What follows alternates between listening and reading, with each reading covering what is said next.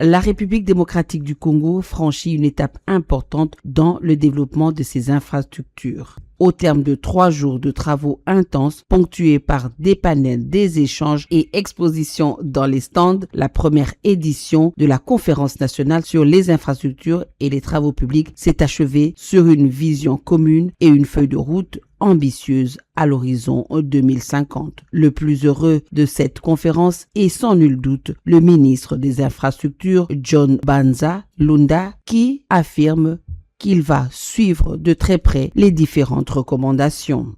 Nous avons eu les contributions de nos savants, de nos ingénieurs, de nos architectes, de nos étudiants et de nos techniciens. Tout ça pour construire le Congo, notre pays.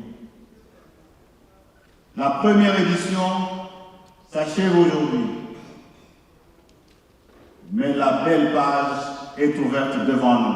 Ensemble, nous allons l'écrire aux côtés de son Excellence Félix Antoine Tshisekedi Tshilombo. Et l'histoire retiendra que vous avez été le premier à coucher dans un document l'engagement solennel d'assurer la grandeur de notre pays.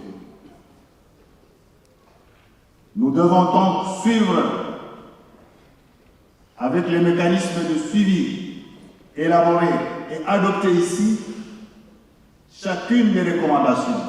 C'est un engagement collectif que nous allons évaluer une année après. Et je suis sûr, avec votre détermination, nous allons atteindre nos objectifs.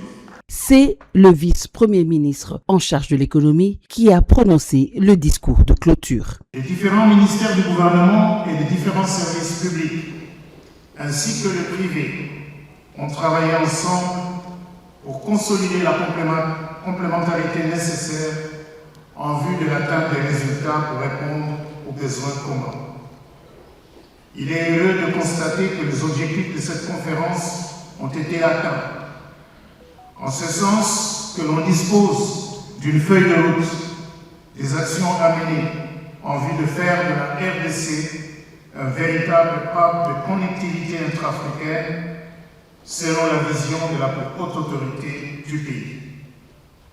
En plus, les uns et les autres, acteurs du gouvernement central, provinces, secteur privé, bailleurs de fonds, partenaires techniques et financiers, société civile, ont tous signé la déclaration de Kinshasa, témoignant d'un engagement à œuvrer ensemble en vue de l'endemain meilleur pour la République démocratique du Congo, qui se veut un havre de paix et de prospérité pour tous, sans hypothéquer l'avenir de sa population.